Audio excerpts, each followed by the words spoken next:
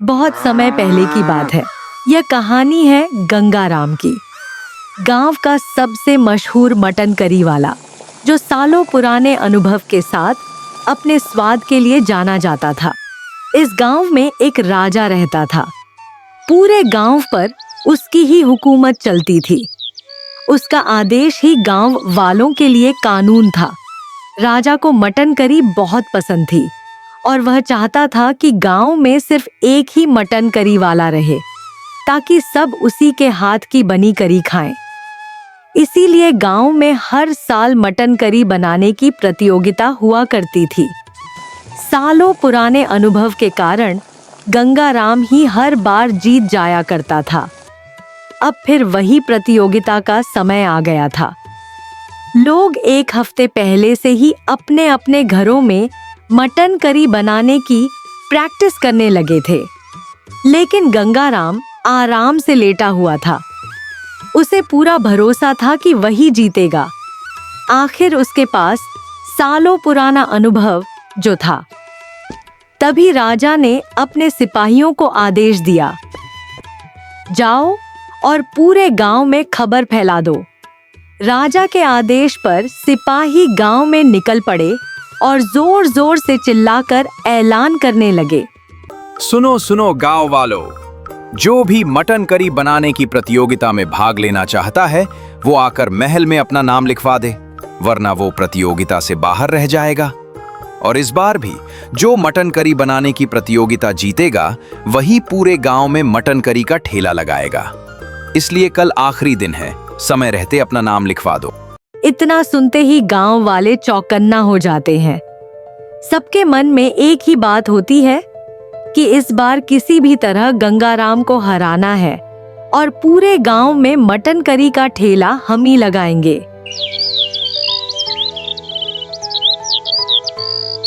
अगले ही दिन जिन जिन लोगों को प्रतियोगिता में भाग लेना था वे जाकर महल में अपना नाम लिखवा देते हैं।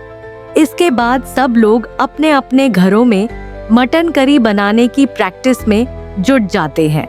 लेकिन गंगाराम के सामने एक बहुत बड़ी समस्या थी। वह बूढ़ा हो चुका था, जिस वजह से उसे भारी मात्रा में मटन करी बनाने में बहुत तकलीफ होती थी। इसी कारण उसने अपने साथ एक नौकर रखा था जिसका नाम कल्लू था। कल्लू बहुत ईमानदार था।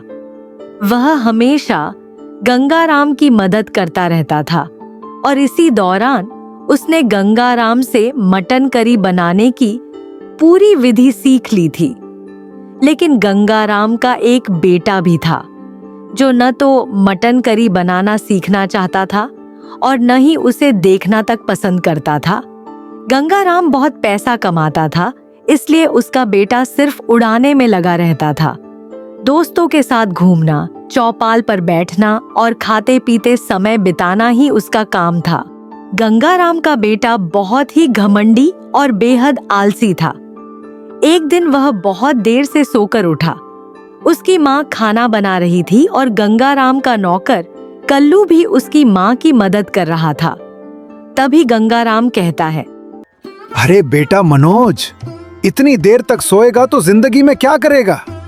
अब मैं तुझे आखिरी बार समझा रहा हूँ, मैं बूढ़ा हो चुका हूँ। मुझसे मटन करी बनाने की विधि जल्दी ही सीख ले। क्या जाने मैं कब गुजर जाऊं, फिर तू जिंदगी में क्या करेगा? अगर तू मुझसे मटन करी बनाने की विधि सीख लेगा तो मटन करी बनाकर ठेले पर बेच सकता है ना? अरे पिताजी, सीख लूंगा, इतनी भी क्या जल्दी है? अरे मनोज भैया, सीख लीजिए, मालिक आपके ही फायदे के लिए बात कर रहे हैं। तू बीच में ज्यादा मत बोला कर, समझा? अपने काम से काम रखा कर, मेरे बीच में टांग अड़ाने की जरूरत नहीं है। तू नौकर है तो नौकर की तरह ही रहे। मनोज, ऐसे बात क्यों करते हो? नौकर है तो क्या हुआ, इंसान ही तो है। थोड़ा सुधर जा बेटा मनोज। मनोज अपने पिता की बातों को अनसुना करके वहां से चला जाता है। उसके पिता हर वक्त परेशान रहते हैं कि मेरा बेटा अपनी जिंदगी में क्या करेगा। इसी तरह धीरे धीरे समय बीत जाता है और प्रतियोगिता का दिन आ जाता है। लोग महल में तैयारियां करने लगते हैं। प्रतियोगिता के लिए कुल 5 लोगों को चुना गया था। चूल्हे जल गए और मटन करी बनाने की प्रतियोगिता शुरू हो गई। राजा और प्रजा सब बैठकर इंतजार करने लगे। पूरे गांव में मटन करी की खुशबू फैलने लगी। धीरे धीरे सबकी मटन करी बनकर तैयार हो जाती है, मगर गंगाराम अभी भी अपने नौकर कल्लू के साथ आखिर में मटन करी बना रहा था। सबसे अंत में गंगाराम की मटन करी तैयार होती है। इसके बाद राजा बैठकर एक एक करके सबकी मटन करी चखता है।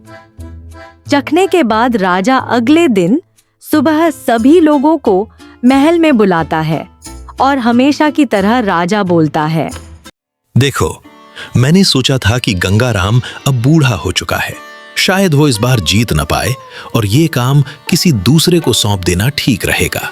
लेकिन गंगाराम ने हमेशा की तरह इस बार भी मटन करी बेहद स्वादिष्ट, लजीज और लाजवाब बनाई है। इसलिए इस बार भी प्रतियोगिता का विजेता गंगाराम ही होता है। अब गांव में सिर्फ एक ही ठेला लगेगा, गंगाराम का मटन करी का ठेला। इसके अलावा कोई और गांव में ठेला नहीं लगाएगा। जाओ। राजा की बात सुनकर सभी लोग महल से चले गए। गंगाराम खुशी खुशी अपने घर चला गया कल्लू के साथ।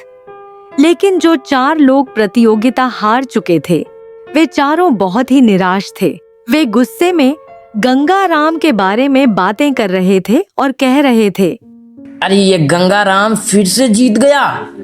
कितने सालों से ये गंगाराम ही गांव में मटन करी का ठेला लगा रहा है। बस गांव में मटन करी खाने वालों की तादाद भी बढ़ गई है। अब गंगाराम को हटाना ही होगा कैसे भी करके। ये बहुत पैसे कमा रहा है। अरे भाई आदिल, चिंता मत करो, अगले साल तो ये गंगाराम बिल्कुल नहीं जीतने वाला, क्योंकि अब वह बूढ़ा हो चुका है और उसका बेटा तो एकदम आलसी है। उसने अपने पिता से मटन करी बनाना सीखा ही नहीं है।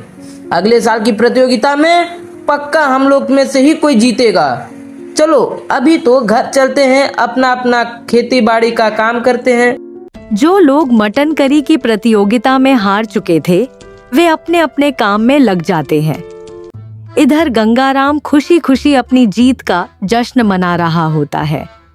अब गंगाराम को लगने लगता है कि वही ठेला चलाएगा और उसी के पास लोग मटन करी खाने आएंगे। तभी एक दिन गंगाराम ऐसे ही मटन करी बना रहा होता है। तभी अचानक उसे कुछ होने लगता है और उसे चक्कर आने लगते हैं। तभी उनका नौकर कल्लू मनोज को फोन लगाता है और कहता है, हेलो मनोज भैया, जल्दी आइए, मालिक को कुछ हो रहा है, उन्हें सांस लेने में बहुत तकलीफ हो रही है। अरे क्या हुआ मनहूस? मेरे पिताजी को जरूर तूने ही कुछ किया होगा। रुक, मैं अभी आता हूँ। अपने पिताजी की तबीयत खराब होने की बात सुनकर मनोज दौड़ता हुआ चौपाल से घर आ जाता है। वह अपने पिताजी को देखकर कहता है, क्या हो गया पिताजी? आपको क्या हो गया? चलिए डॉक्टर के पास चलते हैं, मैं आपका इलाज कराऊंगा। इस कल्लू ने आपके साथ क्या किया? अरे बेटा, कल्लू ने मेरे साथ कुछ नहीं किया, तू उसे क्यों कोस रहा है? अब मेरी उम्र हो चुकी है, मुझे सांस लेने में बहुत तकलीफ हो रही है। अब मुझे नहीं लगता कि मैं ज्यादा दिन जीऊंगा। अरे पिताजी, ये सब इसी कल्लू की वजह से हुआ है। इसी ने कुछ किया होगा, तभी आपकी तबीयत खराब हुई है। मैं तो कहता हूं इसे घर से निकाल दीजिए। तू बार बार कल्लू को क्यों कोस रहा है? मैंने कहा ना, कल्लू ने कुछ नहीं किया। मेरी तबीयत अचानक खराब हो गई है। मैं तुझे कह रहा हूँ, मुझसे मटन करी बनाने की विधि सीख ले। न जाने कब मैं चला जाऊं तो तू अपने जीवन में क्या करेगा? अरे पिताजी, आप जब देखो तब मटन करी बनाने की विधि सीख ले कहते रहते हैं। अभी मुझे नहीं सीखना, अभी बहुत टाइम है, सीख लूंगा। इतना कहकर लापरवाह मनोज फिर से गांव में घूमने निकल जाता है। देखते देखते 1-2 हफ्ते बीत जाते हैं। दिन ब दिन गंगाराम की तबीयत इतनी बिगड़ जाती है कि आखिरकार गंगाराम चल बसते हैं। अब मनोज अपने पिता की अंतिम क्रिया करता है और घर की सारी जिम्मेदारी उसके ऊपर आ जाती है। एक दिन वह बहुत ही परेशान बैठा होता है। तभी उसकी माँ कहती है, बेटा क्या हुआ, ऐसे क्यों बैठा है? ठेला लगाने नहीं जाएगा क्या? इतने दिन बीत गए और अभी तक ठेला नहीं लगाया। जा, आज गांव में ठेला लगा, वरना राजा को लगेगा कि तुझे ठेला नहीं लगाना है तो वो ये जिम्मेदारी किसी और को सौंप देंगे। जा, ठेला लगा। अरे माँ, कैसे ठेला लगा दूं? जब पिताजी मुझसे मटन करी बनाना सीख लेने को कहते थे तब मैंने सोचा था बाद में सीख लूंगा। अब तो पिताजी रहे ही नहीं। अब अगर मैं ठेला लगाऊंगा तो क्या गांव वालों को और राजा को मेरी बनाई मटन करी पसंद आएगी? तभी उसका नौकर कल्लू कहता है, अरे छोटे मालिक, घर बैठने से क्या होगा, चलिए ठेला लगाते हैं। अगर लोगों को पसंद आ गया तो अच्छा ही है। मनोज अपने पिताजी यानी गंगाराम के चले जाने के बाद नौकर कल्लू को भी घर से निकाल देता है। इसके बाद वह खुद ही मटन करी बनाकर ठेले पर सजा लेता है और गंगाराम की जगह ठेला लगाकर बेचने लगता है। एक दो ग्राहक आते हैं और खाते खाते कहते हैं, अरे भाई मनोज, ये तो बिल्कुल मटन करी जैसी नहीं लग रही है। ऐसा लग रहा है जैसे किसी ने जबरदस्ती बना दी हो। गंगाराम की मटन करी जो बात होती थी वह तुम्हारी मटन करी में बिल्कुल नहीं है। बंद करो अपना ठेला, हमें तुम्हारी मटन करी बिल्कुल पसंद नहीं है। गांव के लोग गंगाराम का ठेला समझकर मनोज के ठेले पर आते हैं कि चलो स्वाद वही होगा, मगर मटन करी खाने के बाद किसी को भी बिल्कुल पसंद नहीं आती। यही मटन करी राजा के पास भी पहुंचती है। राजा मटन करी चखते ही बोलता है, ये मटन करी तो बिल्कुल गंगाराम के बने हुए स्वाद जैसी नहीं है। मुझे लगा था कि गंगाराम ने अपने बेटे को सिखाकर गया होगा, लेकिन इसमें तो स्वाद ही नहीं है और मटन भी अच्छे से पके नहीं है। तो फिर अब क्या करना है राजा जी? जाओ गांव में ऐलान कर दो कि आने वाले एक हफ्ते में फिर से गांव में प्रतियोगिता कराई जाएगी और कोई भी इसमें भाग ले सकता है, क्योंकि गंगाराम की मटन करी में जो बात थी वो अब नहीं रही। इसलिए प्रतियोगिता फिर से होगी और जो जीतेगा वही ठेला लगाएगा। राजा की बात सुनते ही उसके सैनिक तुरंत आज्ञा का पालन करने लगते हैं। वे गांव में निकल जाते हैं और सभी लोगों को जमा करके कहते हैं, सुनो सुनो गांव वालों, गंगाराम अब इस दुनिया में नहीं रहे, इसलिए मटन करी राजा जी को पसंद नहीं आई। इसी कारण अब राजा जी चाहते हैं कि गांव में दोबारा प्रतियोगिता कराई जाए। जो भी इस प्रतियोगिता में भाग लेना चाहता है वो आकर फिर से महल में अपना नाम लिखवा दे। अगले सप्ताह प्रतियोगिता शुरू होगी और हाँ, इस बार कोई भी प्रतियोगिता में भाग ले सकता है। राजा के सैनिकों की बात सुनकर गांव वाले अगले ही दिन जाकर अपना नाम लिखवा आते हैं। इसके बाद सभी लोग प्रतियोगिता में भाग लेने की तैयारी में लग जाते हैं। हर कोई अपने अपने घर पर मटन करी बनाने की प्रैक्टिस कर रहा था। एक दिन मनोज बहुत ही परेशान होकर अपनी माँ से कहता है, अरे माँ, राजा को और गांव वालों को मेरी बनाई मटन करी बिल्कुल पसंद ही नहीं आ रही है। अब मैं क्या करूं? अब तो पिताजी भी नहीं रहे, मुझसे बहुत बड़ी गलती हो गई। पिताजी कहते थे कि मटन करी बनाना सीख ले, लेकिन मैंने उनकी बात नहीं सुनी। अब मुझे मटन करी बनाना कौन सिखाएगा? मुझ पर तो बहुत बड़ा संकट आ गया है माँ, मैं क्या करूं? अब मैं क्या बोलूं बेटा, पिताजी ने तुझे कितनी बार कहा था कि मटन करी बनाना सीख ले, लेकिन तूने उनकी बात नहीं मानी। अब तू कौन सा काम करेगा? हाँ, अभी तो प्रतियोगिता में कोई ना कोई जीत ही जाएगा। सब बड़े बड़े और अनुभवी लोग हैं जिन्हें मटन करी बनाना आता है, और तुझे तो मटन करी बनाना बिल्कुल नहीं आता। तू बस कोशिश करना, अगर प्रतियोगिता में जीत गया तो ठीक है, नहीं तो फिर तुझे खेती बाड़ी जैसा दूसरा काम ही करना पड़ेगा। मनोज अपनी माँ की बात सुनकर बहुत चिंतित और हैरान हो जाता है, क्योंकि प्रतियोगिता में अब सिर्फ एक ही दिन बाकी था। वह परेशान होकर रात को बिना खाना खाए सो जाता है। बिस्तर पर उसे नींद नहीं आती और वह पूरी रात बेचैन रहता है। जैसे तैसे जब उसे नींद आती है, तभी सपने में उसके पिताजी दिखाई देते हैं। वे उसे जगाते हैं और कहते हैं, मैंने कहा था ना बेटा, सीख ले सीख ले, अब जो हो गया उसे छोड़ दे, अभी भी देर नहीं हुई है। मेरी मटन करी बनाने की विधि कल्लू को पता है और मैं गुप्त मसाले कैसे बनाता था वो भी कल्लू को मालूम है। लेकिन तूने तो कल्लू को घर से निकाल दिया। अगर तुझे कल प्रतियोगिता में जीतना है तो कल्लू को बुला, उससे मटन करी बनाने की विधि सीख ले और प्रतियोगिता जीतकर गांव में अपना मटन करी का ठेला लगा, वरना कुछ नहीं हो सकता। अब मैं चलता हूँ। अरे अरे पिताजी, आप मुझे माफ़ कर दीजिए, मुझसे बहुत बड़ी गलती हो गई है। मैंने आपसे मटन करी बनाने की विधि नहीं सीखी और कल प्रतियोगिता में मैं हार जाऊंगा पिताजी। इतना कहकर गंगाराम वहां से चले जाते हैं। तभी अचानक मनोज की नींद खुल जाती है। उसे पता चलता है कि यह सब तो वह सपना देख रहा था। घबराकर मनोज अपनी माँ से कहता है, अरे माँ, कल्लू कहाँ है माँ? अरे बेटा, तूने तो ही उसे घर से निकाल दिया था, मुझे क्या पता कल्लू कहाँ है। अरे माँ, मुझसे बहुत बड़ी गलती हो गई। कल पिताजी मेरे सपने में आए थे और बोले कि अगर मटन करी की प्रतियोगिता में जीतना है तो कल्लू से मटन करी बनाने की विधि सीख ले। एक ही दिन में वो मुझे सब सिखा देगा और मैं जीत जाऊंगा। अब मैं क्या करूं माँ? क्या बात कर रहा है बेटा? कल पिताजी तेरे सपने में आए थे? ये तो बहुत बड़ी बात है। अगर तुझे कल्लू से मटन करी बनाना सीखना है तो जा उसे ढूंढ कर ला। जब तेरे पिताजी उसे डांट देते थे तो वो जाकर जंगल में किसी पेड़ के नीचे बैठ जाता था। आज भी वही बैठा होगा। जाओ उसे ढूंढ कर ले आओ। इतना सुनते ही मनोज दौड़ता हुआ जंगल की ओर चला जाता है और रास्ते भर कल्लू कल्लू कहकर आवाज लगाता है।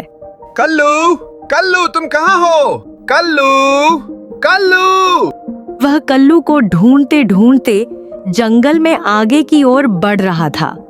तभी रास्ते में उसे एक बाबा मिलते हैं और कहते हैं, अरे बेटा, किसे ढूंढ रहे हो तुम? जिसे तुम ढूंढ रहे हो वो तुम्हें नहीं मिलेगा। तो फिर कैसे मिलेगा बाबा? मैं अपने नौकर कल्लू को ढूंढ रहा हूँ। बाबा, मेरी मदद कीजिए बाबा, प्लीज। तुम अभी उसे अपने मतलब से ढूंढ रहे हो, इसलिए वो तुम्हें इतनी जल्दी नहीं मिलेगा। तुम्हें अपना काम निकलवाना है, इसी वजह से तुम कल्लू को ढूंढ रहे हो। अच्छे मन से सोचो और जंगल की ओर आगे बढ़ो। सच्चे दिल से ढूंढोगे तो वो जरूर मिलेगा। धन्यवाद बाबा जी। अब मैं चलता हूँ। मुझे अच्छे मन से कल्लू को ढूंढना होगा। कल्लू, कल्लू तुम कहाँ हो कल्लू? बाबा की बात मानकर मनोज जंगल की ओर बढ़ गया और ढूंढते ढूंढते आवाज लगाते हुए आगे पहुंच गया। तभी उसने देखा कि एक पेड़ के नीचे कल्लू बैठा हुआ था और रो रहा था। तब मनोज उसके पास जाकर कहता है, अरे कल्लू, मुझे माफ कर दे। चल घर चल। गांव में प्रतियोगिता है और मुझे मटन करी बनाना नहीं आता। पिताजी ने कहा था कि तुझे सारी मटन करी बनाने की विधि आती है और गुप्त मसाला बनाने का तरीका भी पता है। चल मुझे सिखा दे और मुझे माफ कर दे, हो सके तो। अरे छोटे मालिक, आप आ गए, यही बहुत बड़ी बात है। माफी मत मांगिए। चलिए, मैं घर जाने के लिए तैयार हूँ। मैं तो बस आपका ही इंतजार कर रहा था। कल्लू बड़ी आसानी से मान जाता है क्योंकि वह बहुत दयालु इंसान था। वह मनोज के साथ तुरंत घर की ओर चल देता है। घर पहुंचते ही मनोज बाजार से 1 किलो कटा हुआ ताजा मटन और सारे जरूरी मसाले ले आता है। इसके बाद कल्लू मनोज को मटन करी बनाना सिखाने लगता है। ये देखो कल्लू, मैं बाजार से एकदम फ्रेश और ताज़ा मटन लेकर आया हूँ और ये सारे मसाले भी खरीद लाया हूँ। अब तुम मुझे मटन करी बनाना सिखाओ। अरे छोटे मालिक, यही तो बेवकूफ़ी है। बड़े मालिक कभी बाजार का मसाला अपने मटन करी में नहीं डालते थे। वो सिर्फ घर का गुप्त मसाला ही बनाते थे और वही मसाले इस्तेमाल करते थे। ये बाजारू मसाले का कोई काम नहीं है, इन्हें वापस कर दो। इतना सुनते ही मनोज बाजारू मसालों को अलग रख देता है और कल्लू से घर का गुप्त मसाला बनवाता है। वही मसाला डालकर वे लोग एकदम ताजा और लाजवाब मटन करी तैयार कर देते हैं। साथ में उन्होंने चावल भी रखा।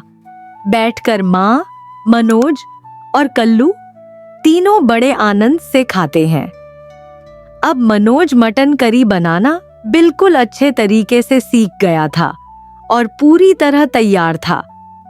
गांव में अगली सुबह सभी लोग तैयार थे और तुरंत राजा के महल पहुंचते हैं।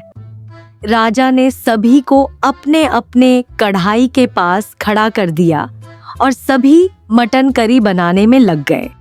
आप सब लोग मटन करी बनाकर तैयार करो और मैं चखूंगा कि कौन सी मटन करी मुझे सही लगेगी।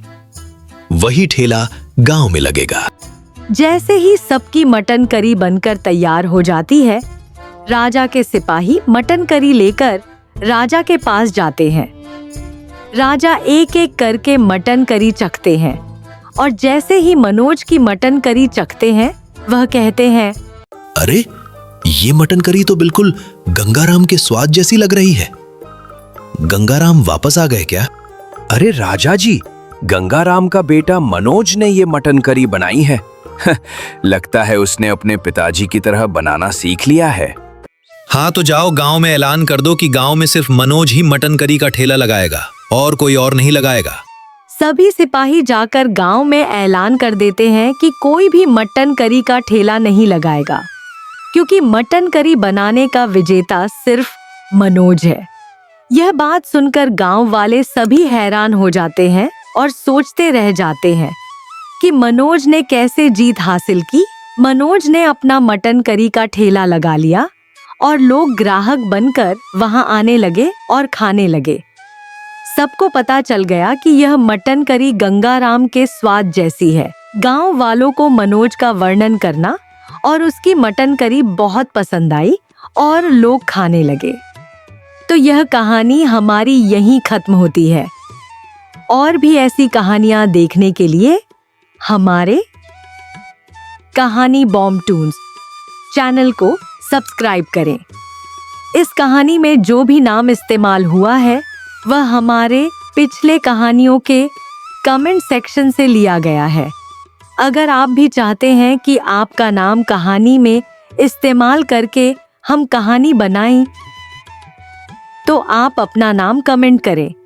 और हाँ, सब्सक्राइब करना न भूलें, क्योंकि अगर आप सब्सक्राइब करके बेल आइकन को प्रेस नहीं करेंगे तो हमारी अगली कहानी आपसे छूट जाएगी। इसीलिए सब्सक्राइब करें और बेल आइकन को दबा दें ताकि हमारी अगली कहानी का नोटिफिकेशन आपको तुरंत मिल सके।